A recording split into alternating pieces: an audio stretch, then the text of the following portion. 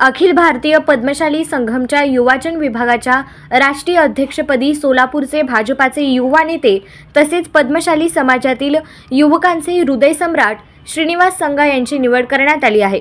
ही निवड हैदराबाद येथील पद्मशाली भवन येथे अखिल भारतीय पद्मशाली महासभेत करण्यात आली। या प्रसंगी अखिल भारतीय पद्मशाली संघाचे राष्ट्रीय अध्यक्ष Kanda Gatla Swami, general secretary Jagannath Gaddam, Vanam Vishwanath, joint secretary सौ दुष्यंतला वन्नम यांनी संगा यांना नियुक्तीचे पत्र दिले। यावेळी खजिनदार कोकुला देवेंद्र, पद्मशाली महिला पदाधिकारी व विविध राज्यातील अध्यक्ष तसेच पदाधिकारी यांच्या उपस्थितीमध्ये ही निवड करण्यात आली। श्रीनिवास संगा यांनी आजवर केलेले युवकांचे संघटन, समाजात विखुरलेल्या युवकांना एकत्रित करत आर्थिक उन्नतीसाठी त्यांनी केलेले प्रयत्न, धर्म जागरण, पद्मशाली समाजाविषयी असलेली आस्था आदींचा विचार करून त्यांची ही निवड करण्यात आली आहे। त्यांच्या या निवडीमुळे सर्व स्तरातून त्यांचे अभिनंदन होत आहे।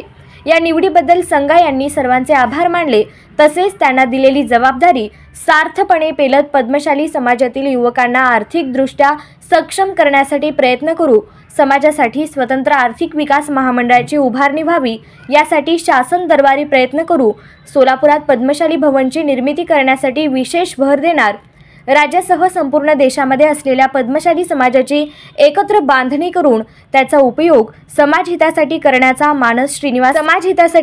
मानस श्रीनिवास संगा यांनी यावेळी व्यक्त केला।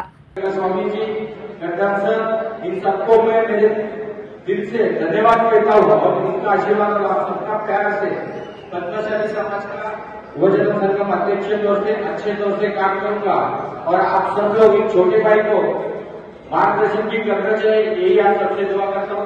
जय मार्कंडेय, जय पद्मशाली।